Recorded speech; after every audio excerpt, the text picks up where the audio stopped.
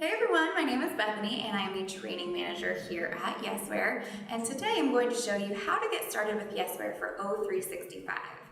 Yesware allows you to easily craft the most engaging messaging possible to build better relationships, save hours per day prospecting and nurturing leads, and eliminate manual data entry. Now, for brand new Yesware users, once you've added the Yesware add-in, you might be looking at your inbox thinking, well, where is it? And that is a great question. In order for an add-in to display, you do need to be clicked on an email. So it doesn't matter if it's incoming, outgoing, as long as you're clicked on an email, this Yesware icon should show up. And if you click on the Yesware icon, this is going to expose our sidebar. And the sidebar gives you access to a majority of our features.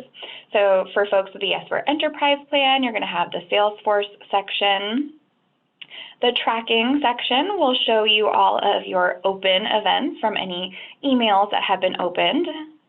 And then the menu area has your templates and campaigns, and then you can also access information about your account, look at help resources, and in the reporting section you can get an idea of template activity, email activity, that sort of thing. So I would check out that if you haven't already.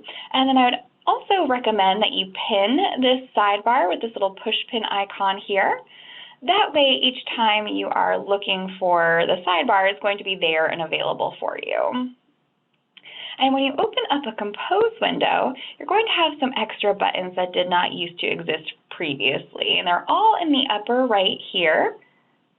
And the very first thing that I would have you do is go to the email settings button here and pin this sidebar to the compose window. And I'll explain a bit more about why I think you should do that in just a moment here. All right, so now that you have gotten kind of the lay of the land of your new inbox, you can get started using Yesware. And the very first feature that I want to go over with you today is our email tracking. And email tracking, what I mean by that is the ability to send an email to a recipient and then be able to see when that recipient is opening your email. So you'd open up a compose window and put in your recipient's information here. And then as long as in your email settings you have track emails opens toggled on, and as long as you're hitting the send with Yesware button, this email is going to be tracked.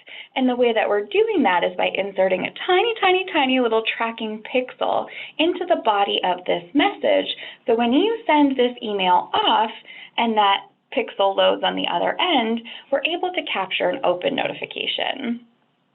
Now, if you were to just hit the regular send button, this would not be a tracked email. So it's really important, if you take one thing away from this training, is that you must hit the send with Yesware button either up here or down here. Either one will work. And that's actually why I recommended pinning the sidebar here, just so that it's a little bit more, in your face. Harder to forget to hit the button, makes it easier with two options to hit the send with Yesware button. So that's why I make that recommendation. The other recommendation I could make when it comes to remembering to use the send with Yesware button is for PC users. You can actually rearrange the order of the buttons in the ribbon here. So if you right-click on the ribbon and go to customize the ribbon, you can move Yesware in front of your clipboard, and then all the Yesware related buttons will be over here, so it would be closer to the native send button. So for PC users, that is an option that might help, if muscle memory wins out and you keep going this direction to hit the send button. Your send button, the send with Yesware button should be right over that send button. So that might help. And then when you do hit the send with Yesware button, it's going to send out, and when your recipient opens that email, you'll get an open notification here in the sidebar to let you know when it was opened, who opened it, which email was opened, and then the device. So it'll give you a little icon here to show you, let's see if I have any computer ones. All of these look like cell phones. Here we go. So computer versus a cell phone, you'll be able to see the different icons there. and then the approximate location of the open. The location is not an exact science. It is based off of server locations or cell phone towers, so sometimes you might see that it's inaccurate, but it is an approximation there. And then you can use this to plan your follow-ups, making sure that you're taking a look and seeing who is engaging with the content that you're sending to them to make a decision about, what comes next. Now, in addition to just regular email opens, we also offer link click tracking. So if you're sending emails that include, different pages to your, website or different links on YouTube for demo or tutorial videos or Dropbox links, and you want to get a sense of, all the people that I'm sending these links to, who's actually clicking on them. You can use our link click tracking with this add tracked link button here. So you'd say something like, check out our, and then click add tracked link. And then here it's going to ask you, what text do you want to display? So essentially, what word do you want to hyperlink here? So we'll do website. And then what URL, so where do you want to send them to, what web address?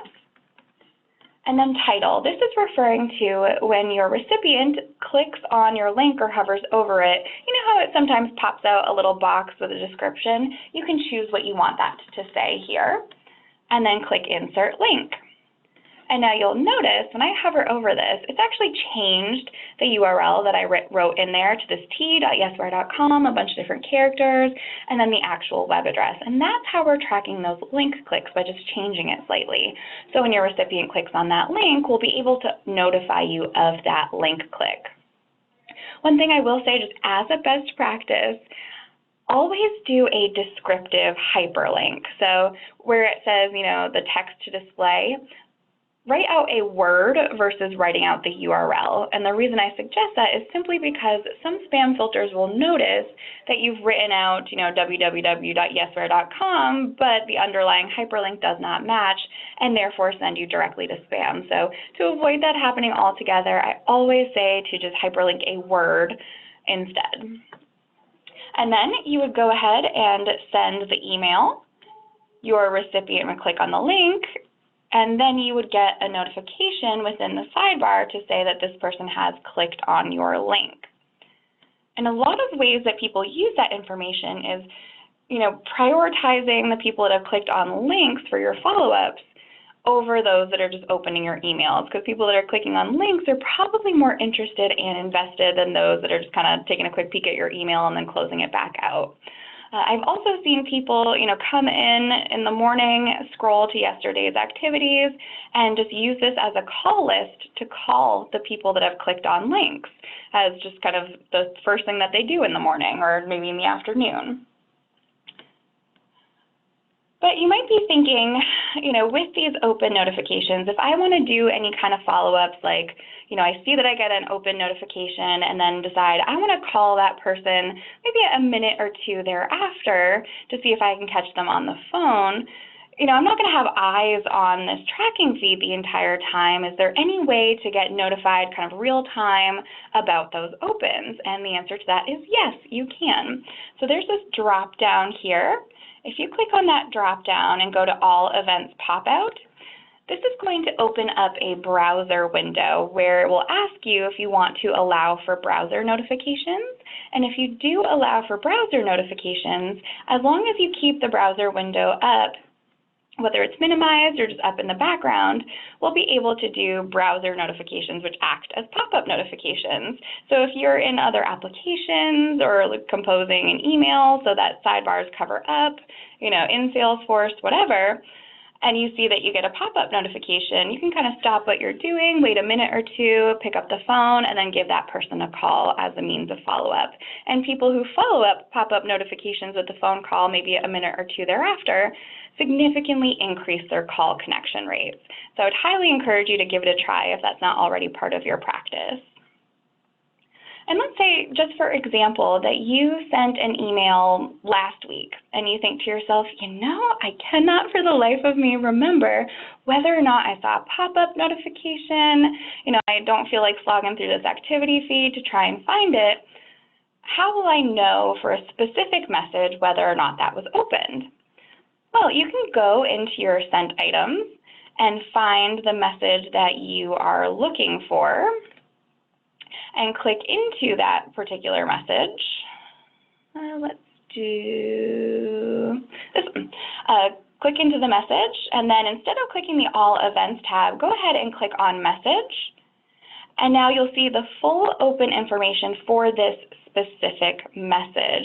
So you might take a look at this and say, okay, this person opened, but they never replied to me. So maybe when I do my follow-ups, I need to try a different medium, maybe give them a call or try LinkedIn, or make my call to action a little bit stronger. And then on the other hand, if you take a look at this and see, well, it looks like they never opened, so maybe when I do my follow-ups, I change up my subject line, make it a bit more compelling, or change the send time to a time that's more convenient for someone on the West Coast. Using that information to just make a plan about what happens next, how you're going to prioritize, and move forward. Now, you may have also noticed in this tracking feed that in addition to email opens and link clicks, there's also this viewed, the orange icons where it says viewed. So this we're actually going to talk about when we get to the templates section, because we do have template attachments where you can add attachments to your templates that are then tracked attachments, but you don't have the ability to add a tracked attachment directly from the compose window. So we won't talk about that within tracking. All right, so for those of you who've joined us a little bit later, we're going to take this kind of feature by feature in terms of questions. So I'm going to pause here and see if there are any questions on email tracking before we move on to templates. So give me just a moment to pull up that box.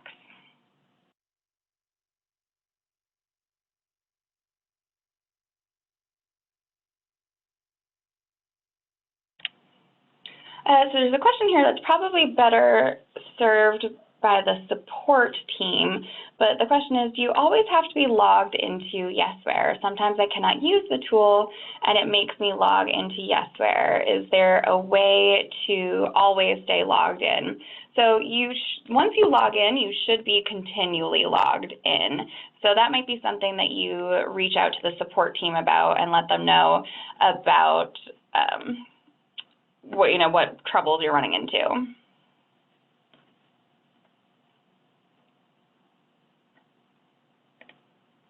Okay, so I'm not seeing any other questions on tracking.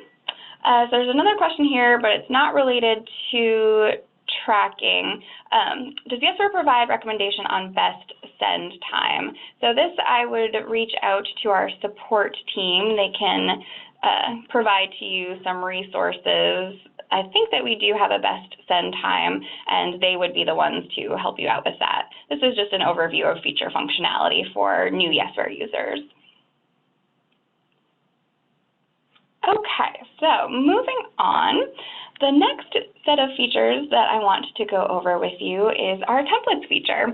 And templates, just as a fun fact, was Yesware's very first feature. And I think most people assume that it was email tracking, but it was actually templates. And templates you can get to in two places. You have the Manage Templates area under the Menu tab.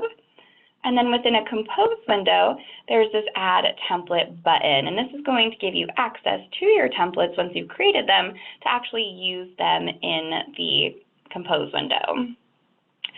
So to click on Manage Templates, this is going to bring you to your templates library where you can create them, organize them, and put them all together here. And templates serve as a central repository of messaging, where you can standardize some things, maybe across teams if you have them, help you to save time on the things that you're writing over and over again, but also still leave a lot of room for personalization. And when you first get in here, you're going to notice that there are some personal folders, which are just methods of categorizing all the template content that you have. And they will have already had some sample templates in here. I would say to just take a quick peek at these to maybe get some inspiration of how you might start thinking about using templates. Certainly, if these are not helpful to you, you do have the option to delete them out. And then if the folders themselves are not helpful to you, there's this little trash can icon next to the name of the folder. So if you want to, delete out all of the sample folders and templates and kind of start from scratch, feel free to do that.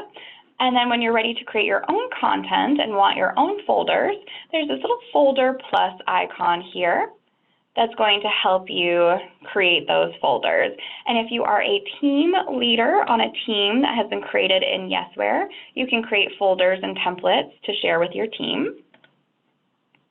And then in terms of the content of templates, I would like you to think of this in two different ways. You have the ability to do a template for a complete email, kind of start to finish, with a subject line, a body, a closing, full email start to finish, but you don't have to do a full email.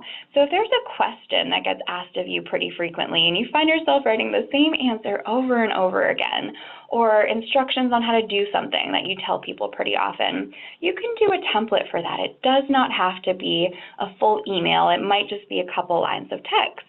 And just for a real life example, this Change DocuSign Signers template is literally a sentence long, which means that it's not a full email template, it's a sentence long, and this is bred from the fact that when I used to be a customer success manager sending out order forms for signature, people would constantly come back and ask me, how do you reassign the DocuSign signer? And I could never remember.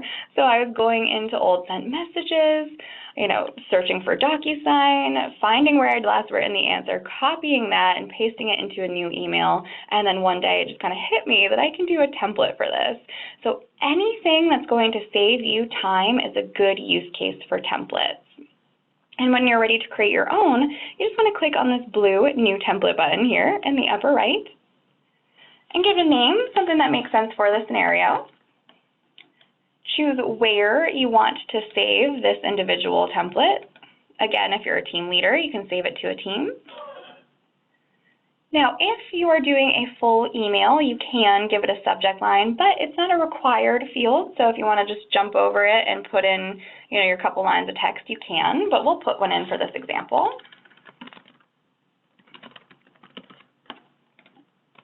And then here is where you build out the body of this template. And yes, templates are great to save yourself time, standardize messaging, but you don't want your recipient to feel like they're getting this templated email. You really want them to feel like you've taken the time to craft this email for them, that you're invested in and care about this business relationship and kind of cultivating this. So we leave room for personalization through the use of merge fields. And for those of you with a Yesware Enterprise plan, you will be able to use Salesforce fields, and this is going to look at all of the fields in your Salesforce environment. So this is pulling from your Salesforce, which is why you'll all have some that you wouldn't have and vice versa. But the things that people usually use this for are the pretty standard ones like first name, company or account name, maybe job title, depending upon what you're reaching out about. And then everyone has these other two. So text fields, I like to think of it like Mad Libs. It's almost like a fill in the blanks. So you might use this for a greeting or do some LinkedIn research to make it super personalized. Maybe you want to just use it as like a placeholder to come back and add times that you're available or a value add. And then drop-down fields allow you to create a predetermined list of things that you would then come back to and choose from later. So I just did days of the week, but you might do plans or packages. If you have any handoff emails where you're paired, like let's say, just for example, that you are an SDR and you're paired with two different AEs and you have a handoff email that you say something like, hey, it's been great working with you. I'm going to hand you off to, and then you can choose, which person you're going to hand them off to of the two people that you're paired with, and then do one for related pronouns. So you're in good hands with him or her. You can get kind of creative with drop-downs. And then, usual suspects in terms of formatting, insert images, and this is where you can insert a tracked attachment. So let's say that you have a pretty standard, email that you send out that also includes a one-pager on your product. You could insert the attachment here, attach that, and then that would be a tracked attachment so that you'd be able to see who's actually clicking on those one-pagers when you send it out so that you can, again, prioritize your follow-ups around that and see who's interested. All right, so we're going to go ahead and save that template. So great, we've got this template here, but now how do we actually use it? So let's go back to Outlook and we'll open up a compose window and put in our recipient's email information and click the Add Template button here in the upper right. And this is going to pull up all of your available template options. So you'll have any recently used, you can look through all your folders, including any team folders. And then when you find the one that you want to use, you have two options. You can either click Insert or you can fill in. So Insert, if you were to click this right away, this is literally going to dump this template in as is, which means that if you have any text fields like I do here, that's going to just put them in, with the brackets, first name, etc. So because we have text fields, we don't want to do that. We want to click on the template itself, and then you'll notice for folks with the Yesware Enterprise Plan that we have filled in the Salesforce recipient data for the email address I put into the To field here in that Salesforce field. And then for the text fields, you can just fill in the blanks. Let's do congrats on the promotion. Choose from the drop-down. And now we can click Insert.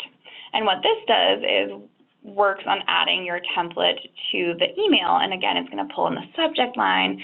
It'll pull in the info from the Salesforce fields, all of the kind of fill in the blanks that you did. It will pull in the items from the drop-down, and it will put it into the body of this email wherever your cursor was. So if you wanted to then add another template, you could. It's not going to override what you already have written there. It's just going to insert itself wherever your cursor is. So you might start to write a reply to someone and write kind of from scratch and then decide that, oh, you know what, I need to put in a template instructions on how to do something. So let's just do the DocuSign one. Let's see if I can find it. Here we go. We'll click Insert.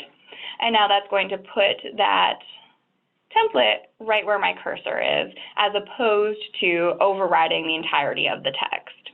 And then two, you're not handcuffed to what we put into the body of this email. So if you wanted to then, change something, you could change the text.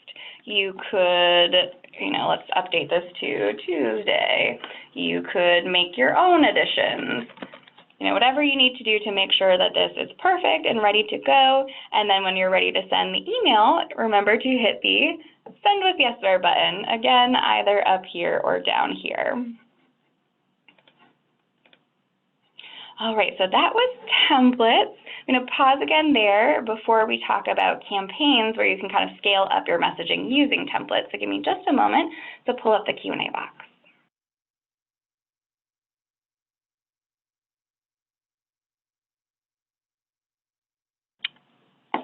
So there's a question here about the time that it takes to insert a template. It does take a little bit to load, and that's just because we have to sync up to Microsoft servers, so it takes a few seconds. You might also see that as you are sending emails, sometimes they linger a little bit when you use Send with Yesware, and that's just because we have to sync up with Microsoft. If you use the web app instead of using the desktop application, there's no lag at all because you're already on Microsoft servers. So if there's any kind of concern about the kind of little lag that's there, I would just recommend using the web app versus using the Outlook desktop app. It really is just that we have to kind of sync up with those servers, which takes a few seconds, whereas if you're on the web app, you're already on their servers, so there's no delay.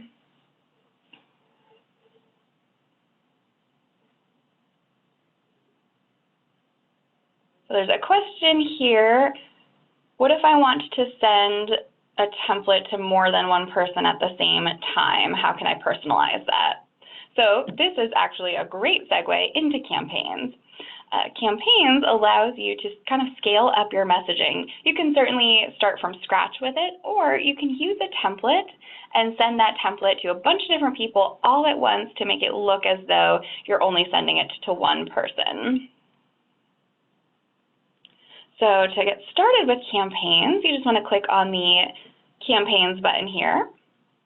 And this will bring you to our campaigns dashboard. And campaigns is essentially just a way to string together a series of emails and then send them out in an automated fashion. And you could either do just a single email blast, maybe you have a template that's working pretty well and you just want to scale up the messaging there but don't need to have a series of emails, you can do that. Or you can string together a series of emails at a specific cadence and we'll automate that for you. And you can continue to use campaigns over and over again. So it's not like a one and done where you put it together, send it out, and then can never use it again. You can continually use these over and over again. And I think the easiest way to talk about campaigns is to actually create one with you here today. So to do that, you'll want to click on the blue New Campaign button here in the upper right. And the very first thing that you'll want to do is name the campaign. Now, it does default to today's date, but I always recommend being very specific in your naming convention, solely because you can use these campaigns over and over again. So the example I like to give here is, let's say that you're running a campaign around the holidays, and it's just 2 emails, one that goes out before the holidays to wish people happy holidays, and then another one that kicks out in January to say, hope you enjoyed your time off, let me know if you need anything, Happy New Year. Well, a year from then, if you wanted to run that campaign again, I guarantee you are not going to remember what date you originally put that holiday campaign together, but if you called it something like holidays, you could use this search bar to pull up that campaign to run it again the next holiday season. So again, just be super specific in how you're naming your campaigns. And then the next stage of this is to add recipients. Now, I want to point out that while you can add recipients now, you don't have to add recipients now. So if you get back to your desk after this training and think to yourself, as a customer success manager, I have a really great idea of how I want to reach out to any customers who are newly added to my book of business, but maybe sales hasn't closed a deal, super recently, and they don't have anything coming right away. So maybe I put together this plan first and then add recipients later. So maybe I decide to do an email that introduces myself, and then I want to check in at the end of the week and see how things are going. And then maybe a week from them, I want an automated email that goes out just with some helpful hints. And then I want maybe a month after that an email that goes out just to suggest a call to get together and see how things are going. Well, you could put that together, save and exit, and then come back and add recipients as sales starts, passing customers off to you.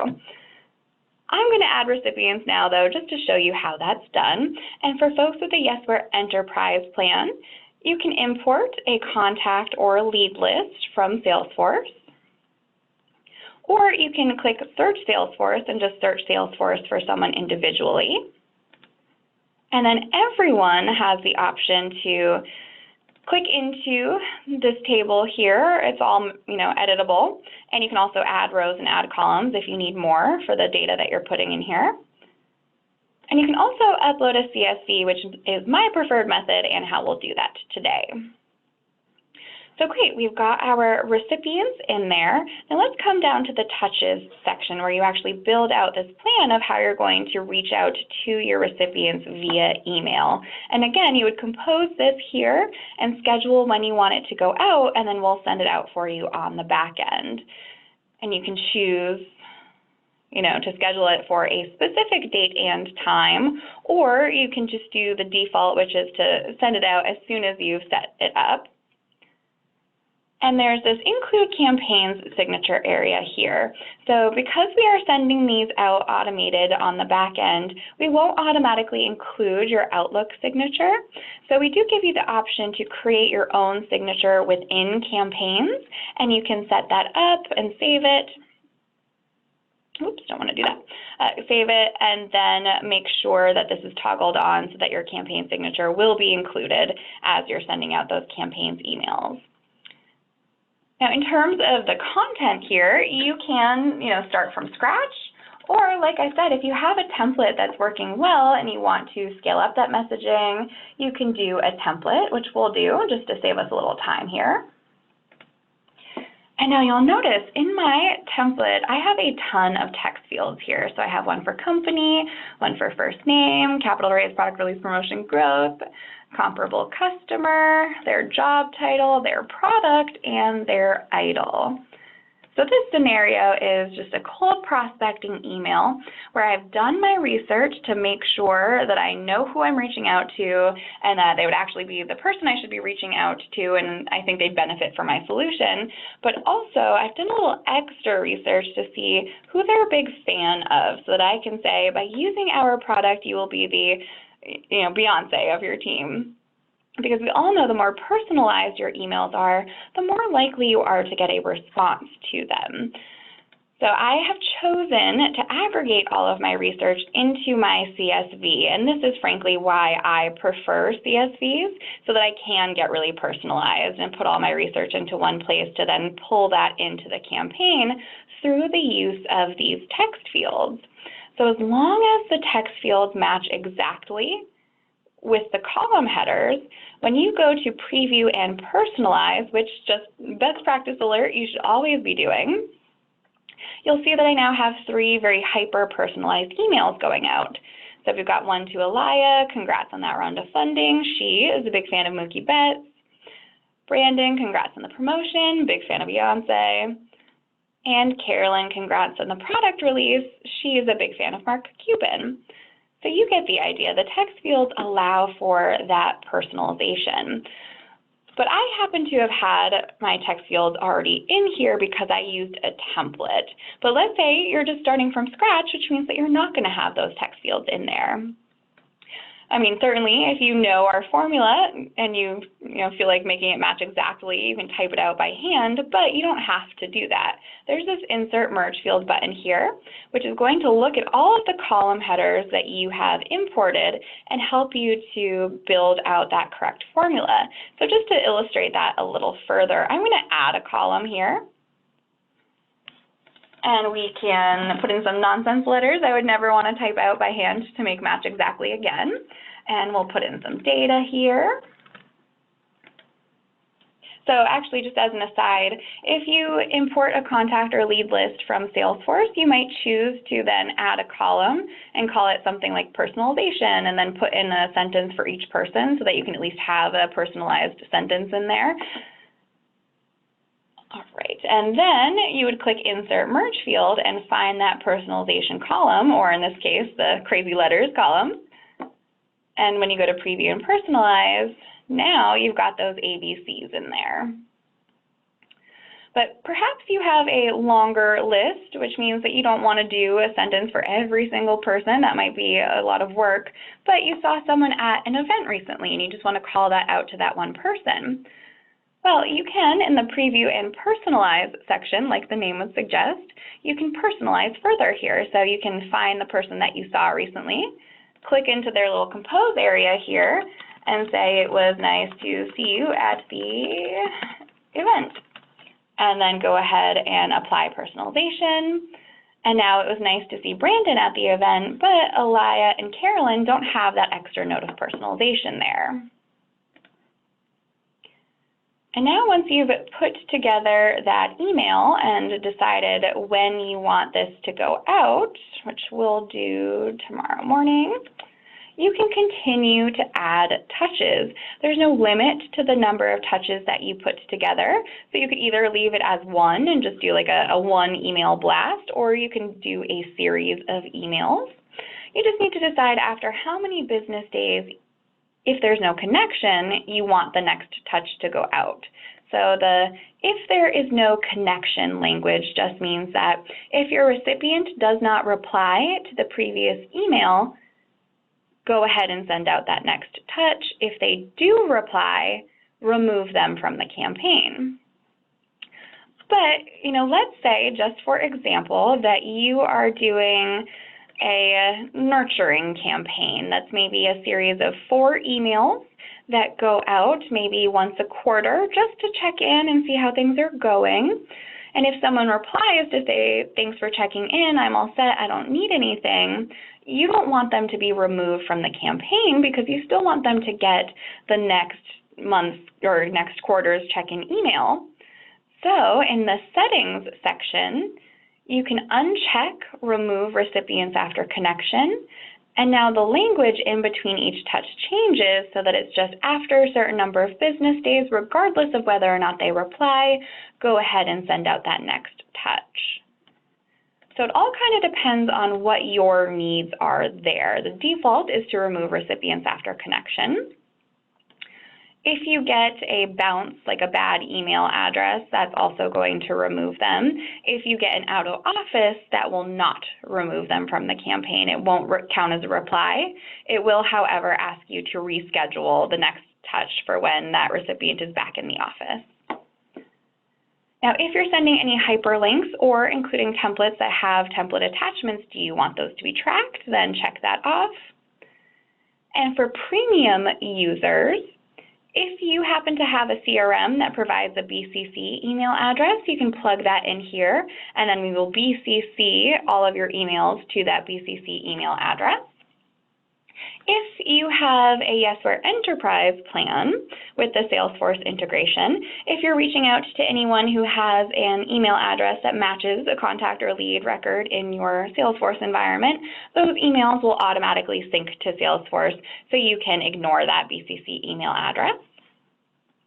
And lastly, you need to acknowledge that Outlook has a daily message limit because with campaigns, you can add up to 1,000 recipients, which means that if you're sending out 1,000 automated emails in a day and then kind of going about your daily business in Outlook, you could potentially lock yourself out of Outlook. So if there's any kind of concern there, I would just reach out to your IT folks. They should be able to tell you what your limits are set at. And then the other thing I'd like you to bear in mind is that we do stagger our sends, meaning that we send them out little by little. I think it's about 15 seconds in between each send, just so that we don't have any impact on your spam score. But that also means if you are sending a very large list, that it could take up to an hour or so from the very first email to be sent out to the 1,000th email to be sent out. So if there's a time crunch, just give yourself like an hour buffer before these things go out. All right, so now that we have added our recipients, we have created our 2-touch series of emails and put together the settings, I'm going to go ahead and start campaign. You don't want to hit save and exit because we've added our recipients. If you just put together your touch plan and wanted to add your recipients later, you could save and exit, but we've already added those recipients, so let's start that campaign.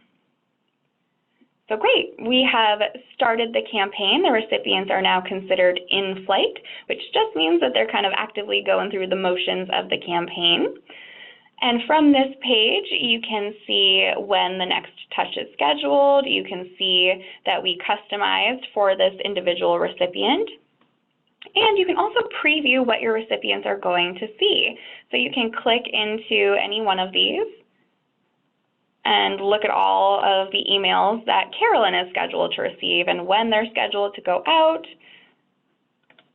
And then for any that are not scheduled to be sent out right away, you can actually personalize here and add some personalization. and save that. And now when I go back to all recipients, you'll see that not only has Brandon got custom content, but now Alaya does as well, or Carolyn does as well. And if I were to check Alaya's second touch, there's no customization there. So when we did that customization for Carolyn on that third touch, or second touch rather, it only went to her and no one else. And then in terms of kind of maintenance of your campaigns, all pretty standard. If you hover over them, these buttons are going to show up where you can add more recipients, and it'll just bring you back to this table, and they will always start at the beginning of the campaign and work their way through. So depending upon when you add people, you might have them at different stages of the campaign.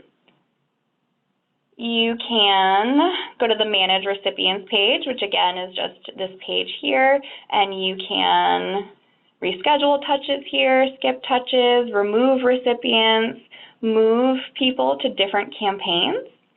So something to note, you can only have one person or a person on one campaign at a time. And this is simply because we don't want you to use our tool to be, frankly, spammy. We want you to be really intentional about who you're reaching out to and why.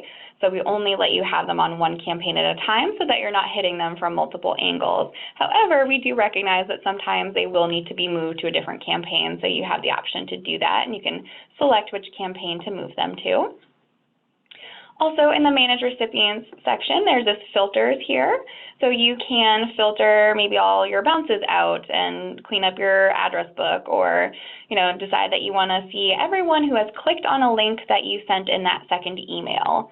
And then maybe with the results there, move them to a different campaign. And you can sort by your status, different touches here. This interactions column is going to start to fill out with some icons that will let you know if someone has replied or opened or clicked, and you can hover over those and get some high-level information. You can edit touches, certainly delete out campaigns. Just remember that you can use your campaigns over and over again, so they'll live here for as long as you need to keep them in there and only be removed when you actually, physically, manually delete that out. And then you can get a sense of how these things are performing. So you've got open percentages, click percentages, and connect percentages for the overall campaign level. And you can click into the campaign to see this at an individual touch-by-touch level. And then sometimes, maybe you're looking at this and see that your open rate is decent, but you think it might be better if you were to change up your subject line. You could either just edit the campaign and change up that subject line, or you could do almost like a side-by-side comparison where you duplicate the campaign, and then maybe call this like change subject line, and then make the subject line more compelling, so more compelling, and then we'll save this, and now look at these side by side and see if that change subject line had any increase on that open percentage, and if it did, awesome. We can delete out the original. If it didn't, you tried something new, no harm, no foul, go ahead and delete out that duplication. And then if you do have a campaign that's performing really well and you are on a team and want to share the content of that campaign with your other team members to help them out, you just click into the into the campaign and click this share button, and then you can choose what teams you want to share that with. All right, so I know campaigns has a lot of moving parts and it's kind of a complicated beast, so I'm going to pause here, see if there are any questions on campaigns before we move on to the Salesforce integration. So give me just a moment here.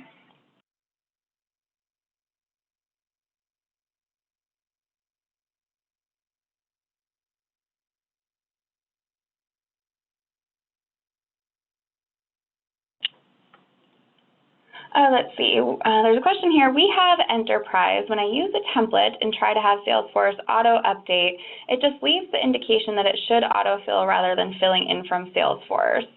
So it looks like, hi, first name. So my question would be, are you using the template in like a one-off email or in a campaign. And I would say to reach out to our support team. They'd be better able to assist you with that and kind of talk you through it. But if you're doing it in a template and seeing that it's not autofilling, make sure that you're putting the name or the email address into the to field first before putting that in. And then if you're trying to use a template in a campaign, you just need to make sure that whatever field is pulling in from Salesforce matches exactly with the text field in the template. If it doesn't match exactly, it's not going to pull in. So I would take a look at that, and if it ends up being the wrong field, again, anything that's being pulled over into that table when you're creating the campaign, anything that's pulled in through this table, you can use the Insert Merge Field button to get the correct one in there. But again, I would reach out to the support team. That's probably a question if it's malfunctioning that they would be able to better help you out with. Can we add more fields besides name and company name? Yep, so I briefly illustrated that, but let me do it again. So yes, you can add a column here and put in whatever you want there. Add more columns, so you can add as much as you want like in this table, or when you're doing a CSV, add as many columns as you want to the CSV, and when you upload that, it will add those columns automatically. If you're creating a contact or lead list in Salesforce, any of the fields that you are using to create that contact or lead list, when you import it, will come over as column headers. So yes, you can add as many column headers as you want with different fields.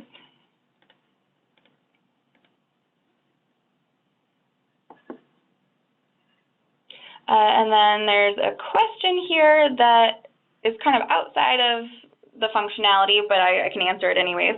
When sending emails, does Yesware give me a reminder option? So I would get a reminder after a certain number of days in case I have not gotten a response.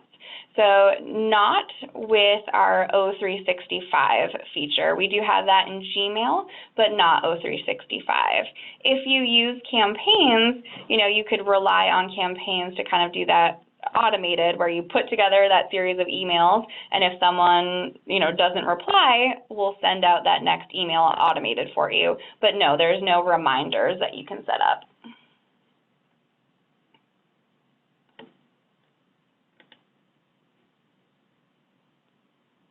Okay, so I think we're all set to move forward. So the next feature that I want to go over with you is our Salesforce integration. So for any of you that are on a pro or premium plan, you can hop off the line. The last thing that we're going to talk about is Salesforce. So I thank you for your time and attention to our pro and premium users.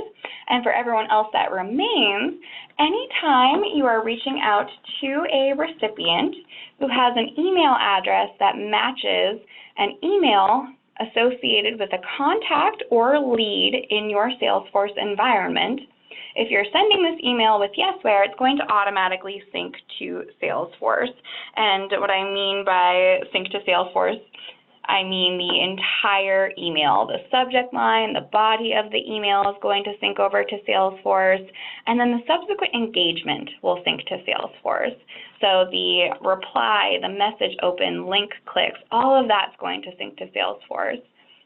You just need to make sure that sync email to Salesforce is toggled on, and you also need to make sure that you're hitting the Send with Yesware button. If you don't hit the Send with Yesware button, the same way that it won't track the email, it's also not going to log that email to Salesforce. So again, really important that you're hitting the Send with Yesware button, and then this email will sync to Salesforce. And it's going to sync to the contact or lead record, and it will show up in the activity history, and this is how it will display. So it'll say message sent, colon, and then the subject line, and reply, colon, and the subject line. So anything that has like message opened, presentation view, link click, message sent, reply, that's all coming from Salesforce. And again, it shows up on the contact or lead page. If it's a contact, it's also going to show up on the account level, under the account levels activity history. And then if that contact is assigned as a contact role on an open opportunity, it will show up on the opportunity level as well. So bare minimum, if it's a contact, it's showing up on the contact record and the account record. And then if that contact is assigned as a contact role on an open opportunity, it will also sync over to the opportunity, as well as the account and the contact. If it's a lead, it just syncs to the lead level because leads don't associate with any of those other objects. Now, if you're writing an email to someone who is not in your Salesforce environment, even if you click Sync Email to Salesforce and Send with Yesware, this email is not going to sync to Salesforce because we don't have anywhere to send it to. You'd be sending it off, and we will not sync it to Salesforce. If you are writing an email to someone for the first time and you're not sure if they are in Salesforce, this is where the Salesforce sidebar comes in. So this acts as a mini instance of Salesforce. So you could, decide, I want to look to see if this person exists in my Salesforce environment. And if they don't, great, we know that, but let's create them as a new contact or lead. And you can create the contact or lead directly from the sidebar, and it's going to have all of your fields on your page layout, including your required fields, any custom fields. So it's reflective of your Salesforce environment. And then once you save that and send this email out, this email is then going to sync to Salesforce. We also exclude syncing to Salesforce any emails sent to someone with the same domain as you. So if you have someone that you're reaching out to internally that happens to have a dummy contact record in Salesforce, even if you click Send with Yesware, this is not going to sync to Salesforce because they have the same domain as you, just so that you don't have internal communication syncing over. Now, as mentioned, the sidebar here, the purpose is just to keep you in your inbox where you spend your most time and to have Salesforce at your fingertips. So when you're clicked on an email, whether it's to someone or from someone, you're already going to be on their contact record automatically. So if you get an email from someone to say, hey, just wanted to let you know that my phone number has changed, or my job title has changed, you're already on their contact record. You can just quickly hit edit, update that job title, update the phone number, and then you'll have really clean data in Salesforce. Or if you're clicked on an email from someone who says, hey, just wanted to let you know that I'm the new point of contact, so-and-so has left the company, you'll be working with me going forward. Instead of having to copy that person's info, go to Salesforce, paste it in Salesforce, search it in Salesforce to see if they already exist in Salesforce, to then log that email in Salesforce, we're going to do half the work for you. We're already going to look at this person's email address and search it in Salesforce, and if they're not in there, we're going to prompt you to create a contact or lead and help to pull in some of that information. So you can take a look at this person's email and pull info from their signature, the context, create the contact or lead here in the sidebar, save it, and now once you have that person's info in Salesforce, you can click this Log Email to Salesforce button and log this to Salesforce.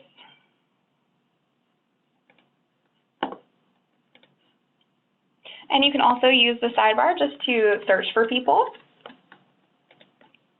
You can click in through to the account level to see the account level information. You have all of the activity history here, so you can click into any of those emails and see the body of the emails. You can create new tasks, new events, log calls, create new ops, new cases if you have access to cases, all right within the sidebar here. And let's say, just for example, that you sent an email to someone and forgot to hit the Send with Yesware button, which I will be honest, it will happen. It takes some getting used to, the new workflow. But if you do forget to hit the Send with Yesware button, not the end of the world, especially if, just in terms of logging to Salesforce, because you can go into your sent messages and just click the log email to Salesforce button and log that retroactively. And then the last piece of the Salesforce integration is the calendar integration. So if you're gold or incentivized in the number of meetings that you're booking, this is a really great way to make sure that you're getting that into Salesforce. So you would just, open up a meeting invite, put in the info here, who you want to send this to, and then if you click the Yesware button here, this is going to have it insert a sync address. So when you send this off, this is now going to sync as an open activity under this person's contact record until the date and time of this meeting has passed, and then it will pop down to the activity history. Just a few things to note. You can only do this at the time of the creation of the invite. You cannot do it retroactively, and you cannot sync incoming events. But you can do it at the time of creation of the invite.